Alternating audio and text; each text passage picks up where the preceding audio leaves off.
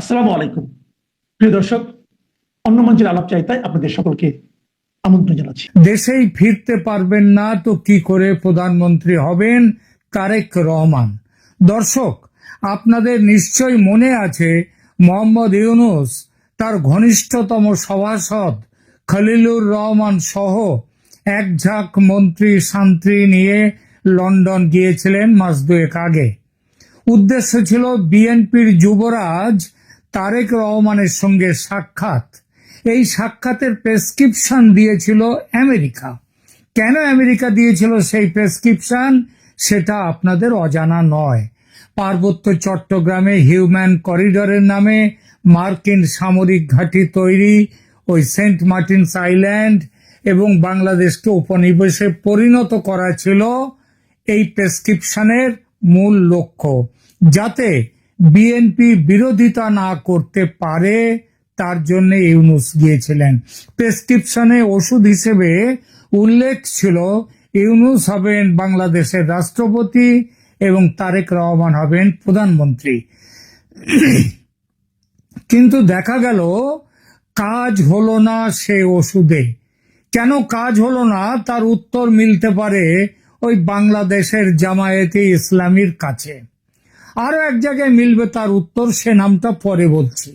যাই হোক, যেটা দেখা গেল, লন্ডনের উদ্দেশ্যে বিমান ধরলেন যখন ইউনূস, তখন হাইকোর্ট বাংলাদেশ হাইকোর্ট তারেক রহমানকে মুক্তি দিয়েছে সব মামলা থেকে। আর যখন ইউনূসের বিমান গিয়ে লন্ডনে পৌঁছলো, ততক্ষণে হাইকোর্টের রায়ের বিরুদ্ধে আপিল করেছে সেই ইউনূসেরই সরকার। অর্থাৎ এই আপিলের উদ্দেশ্যটা কি? তারেককে ফিরতে দেয়া হবে না দেশে। এরপরে গত মাসে আমেরিকা প্রেসক্রিপশন দিতে নতুন ডাক্তার পাঠালো। ঢাকায় মার্কিন দূতাবাসের চার্জ d'affaires ট্রেসি জ্যাকবসন, তিনি গত জুলাই মাসে লন্ডনে গিয়ে দেখা করলেন তারেক রহমানের সঙ্গে। উদ্দেশ্য একই, মার্কিন স্বার্থ দেখাটা সেটা একেবারে এনশিওর করবার জন্যে তারেক হবেন প্রধানমন্ত্রী, ইউনূস হবেন রাষ্ট্রপতি, এবং তারেক রহমান শোনা যাচ্ছে ট্রেসি জ্যাকবসনকেও বলে দিয়েছেন, হ্যাঁ সেটাই হবে, আমি আমেরিকার স্বার্থ দেখব। তা প্রধানমন্ত্রী হতে গেলে তো দেশে ফিরতে হবে। তারেক ফিরছেন না কেন? ফিরছেন না বলতে পারা যায় ফিরতে পারছেন না, এইটা বলাই ভালো। কিন্তু কেন তিনি দেশে ফিরতে পারছেন না? কারণ একাধিক গুরুত্বপূর্ণ মামলা আছে তার বিরুদ্ধে। যেমন 21শে আগস্ট গ্রেনেড হামলা, ওই মামলায় তাকে তিনি ছাড় পেয়েছিলেন, কিন্তু আপিল হয়ে গেছে। এছাড়া অর্থ পাচার, 10 ট্রাক অস্ত্র মামলা ইত্যাদি। তারেক রহমান আদালতে হাজির হননি, ফলে তার অনুপস্থিতিতে বিভিন্ন সাজা ঘোষণা হয়েছে। কিছু মামলা এখনো বিচারাধীন রয়েছে। এই মামলাগুলোর বেশিরভাগেই তিনি পলাতক হিসেবে উল্লেখিত আছেন। আইন অনুযায়ী দেশে ফিরে তিনি আত্মসমর্পণ করলে সরাসরি গ্রেপ্তার হয়ে যেতে পারেন, কারণ এই সমস্ত মামলাগুলো জামিন অযোগ্য ধারায় করা হয়েছে। এই আইনি জটিলতা তার দেশে ফেরার পথে প্রধান বাধা। বিএনপির আইনজীবীরা দাবি করেন এই মামলাগুলোর নাকি অনেকগুলি রাজনৈতিক উদ্দেশ্য প্রণোদিত এবং মৃত্যুদণ্ড বা যাবজ্জীবন দেয়া হলেও পলাতক থাকায় সেসব শাস্তি কার্যকর হবে না। কিন্তু বাংলাদেশে আইন আদালতের যা হাল, সেখানে মৃত্যুদণ্ডের আসামি আজহারুল ইসলাম ছাড়া পেতে পারেন। মার্কিন দূতাবাস তারা সুপ্রিম কোর্টের প্রধান বিচারপতির সঙ্গে দেখা করে এই নির্দেশ দিতে প্রধান বিচারপতি তাকে ছেড়ে দিলেন। আর তারেক রহমান, তার কেন মুক্তি হয় না? বিশেষত ইউনূস মিয়া প্রধান উপদেষ্টা যখন নিজে তারেকের মুক্তির ব্যাপারে রাজি, তখন কেন তার মুক্তি নেই? আর হাইকোর্ট থেকে মুক্ত করার পরেও কেন সেই রায়ের বিরুদ্ধে উচ্চতর কোর্টে আপিল হলো? কে করলো সেই আপিল?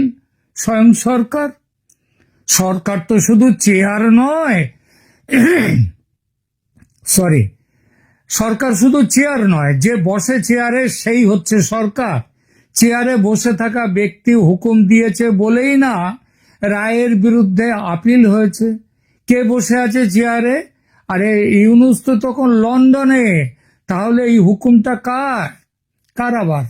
ইউনূসের কুর্সি যারা ধরে রেখেছে, ইউনূসের কুর্সির পিছনে যাদের মুখ এবং ভূমিকা সবচেয়ে স্পষ্ট, তারাই, অর্থাৎ জামায়াতে ইসলামী নিয়েছে এই সিদ্ধান্ত।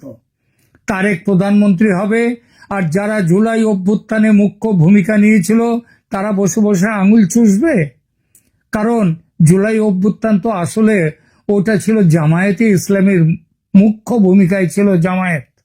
তাছাড়া তারেকের দল বিএনপিও তো মুক্তিযুদ্ধের প্রোডাক্ট, আর মুক্তিযুদ্ধ হলো জামাতের চোখে বিষ। সুতরাং সুতরাং তারেক ফিরতে পারছেন না। কিন্তু জামাত তো একা নয়, আর একজনের ভূমিকার কথাও খুব উঠেছে, তিনি সেনাপ্রধান ওয়াকারুজ্জামান। হ্যাঁ, ওয়াকারুজ্জামান। তারেক রহমানের দেশে না ফেরার ঘটনায় সেনাপ্রধান বা সামরিক বাহিনী সরাসরি কোনো ভূমিকা আছে এমন কোনো নির্ভরযোগ্য তথ্য বা আদালত অথবা রাষ্ট্রীয় স্বীকৃত অভিযোগ পাওয়া যায় না, পাওয়ার কথাও নয়। সব ব্যাপারে প্রমাণ পাওয়া যায় না কি? যায় না। তবু সরকারিভাবে না হলেও বেসরকারিভাবে অনেক তথ্য কিন্তু ঘুরে বেড়ায়, উড়ে বেড়ায়। সেসব যে পুরোপুরি গুজব এমন ভাবার কোনো কারণ নেই। যা রটে তার কিছুটা তো বটেই। তারেক রহমানের দেশে প্রত্যাবর্তনের ঘোর বিরোধী বলে নাম শোনা যাচ্ছে সেনাপ্রধান ওয়াকারুজ্জামানের। এর পেছনে অন্যান্য কিছু কারণের সঙ্গে একটা কারণের কথা খুব বড় করে উঠে এসেছে। সেটা হলো গ্রেনেড হামলা ঘটনায় গ্রেপ্তার হন তারেক রহমান, আর হাজতে তাকে খুব ভালোভাবে পালিশ করা হয়। সেটা এমন উচ্চ স্তরের পালিশ ছিল যে তারেক রহমানের মেরুদণ্ড ভেঙে যায়। এ খবর যারা অনেকেই জানেন এ খবর। তিনি দাঁড়াতে পারছিলেন না।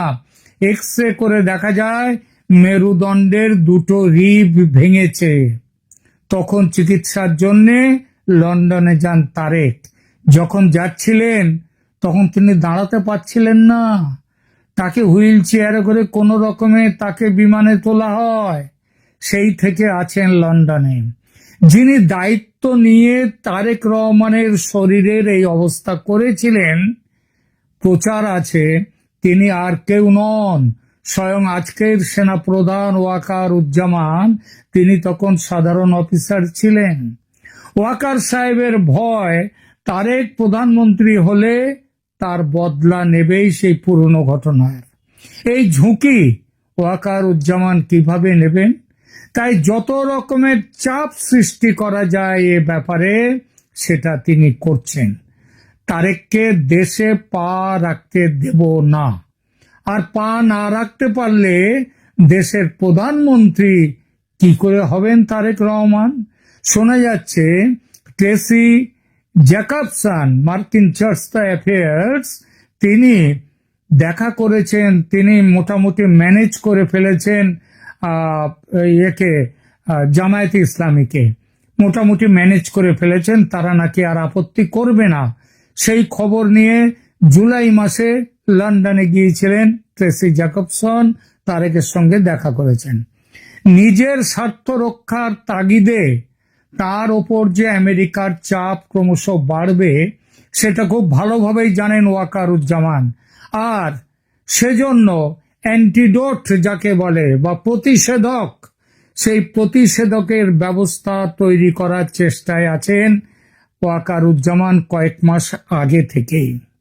কারণ তিনি তো জানেন যে গত বছর জুলাই আন্দোলন কাদের প্রেসক্রিপশনে হয়েছিল? ওই আমেরিকার প্রেসক্রিপশনে। সেই জন্যে তিনি আমেরিকার চাপ সেটাকে নিজের উপর থেকে সরাবার জন্যে তিনি কয়েক মাস আগে রাশিয়া সফর করে এসেছেন, আপনাদের হয়তো মনে আছে। এই যাত্রার মূল উদ্দেশ্য ছিল আমেরিকার চাপ কমাতে রাশিয়াকে পাশে রাখা। সেই সফরের পর রাশিয়ার যুদ্ধজাহাজ একটা নয়, সম্ভবত যতদূর মনে পড়ছে তিনটে তারা এসেছিল চট্টগ্রাম বন্দরে। রাশিয়ায় গিয়েছিলেন ওয়াকারুজ্জামান, কিন্তু এতদিন চীনে যাননি। কারণ চীনকে তিনি তখন পুরোপুরি বিশ্বাস করতে পারেননি। তিনি ভাবতেন চীনের সাথে আমেরিকার গোপন যোগাযোগ আছে। এখন ঠিক একেবারে অতি সম্প্রতি রাশিয়া, ভারত, চীন মিলে স্পষ্ট আমেরিকা বিরোধী অবস্থান নেয়ার পর ওয়াকারুজ্জামান চীনে যাচ্ছেন। আগামী 22 আগস্ট থেকে 25 আগস্ট তিনি চীনে থাকবেন, চীনের সফর হবে। এর 5 দিন পরেই একটা দেখুন, মনে রাখবেন এই সব জিনিসগুলো, ডটগুলো মিলিয়ে দেখুন। এর 5 দিন পরেই পুতিন, মোদি, শি জিনপিং এর বৈঠক। ওই এসসিও, সাংহাই কোঅপারেশন কনফারেন্স, তার ওই অর্গানাইজেশন, তাদের মিটিং। সেই বৈঠকে বাংলাদেশ নিয়ে কিন্তু সিদ্ধান্ত অবধারিত। এই 3 দেশ কখনোই আমেরিকাকে বাংলাদেশে ঘাঁটি গড়তে দেবে না। আর এই না গড়তে দেওয়ার পেছনে বড় ভূমিকা দেয়া হবে ওয়াকারুজ্জামানের। ওয়াকারুজ্জামান বারবার বলেছেন তিনি সামরিক শাসন, তিনি কখনো আর্মি কু করতে চান না, তিনি শাসনভার নিতে চান না। তার অনেকগুলো ব্যাপার রয়েছে। রাষ্ট্রসংঘ থেকে তার বিরাট সংখ্যক সৈন্যকে ফিরে আসবে, এবং সেটা ফিরে এলে তার অবস্থাটা ভালো থাকবে না, তার অবস্থা খারাপ হবে।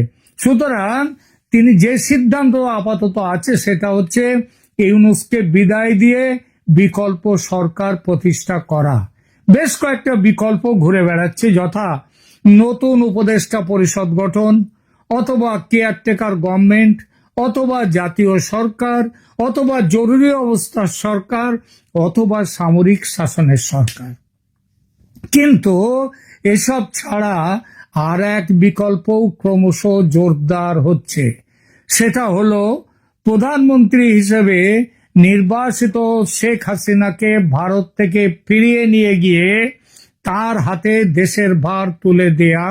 কারণ আইন অনুযায়ী, সংবিধান অনুযায়ী তিনি এখনো দেশের প্রধানমন্ত্রী, কারণ তিনি পদত্যাগপত্র দেননি। আর এই কাজটা সুস্থভাবে করার দায়িত্ব থাকবে সেনাপ্রধান ওয়াকারুজ্জামানের উপর। ভারত রাশিয়ার সঙ্গে এ ব্যাপারে কথাবার্তা হয়ে গেছে। ওয়াকারুজ্জামান চীনে যাচ্ছেন শি জিনপিংকে তার মতামত সরাসরি জানাতে। তাহলে বুঝছেন তো কেন বলেছি প্রধানমন্ত্রী হতে পারবেন না তারেক রহমান, এবং কেন বলেছি প্রধানমন্ত্রী থাকবেন শেখ হাসিনাই। এখনকার মতো এখানেই রাখছি, ভালো থাকবেন, ধন্যবাদ।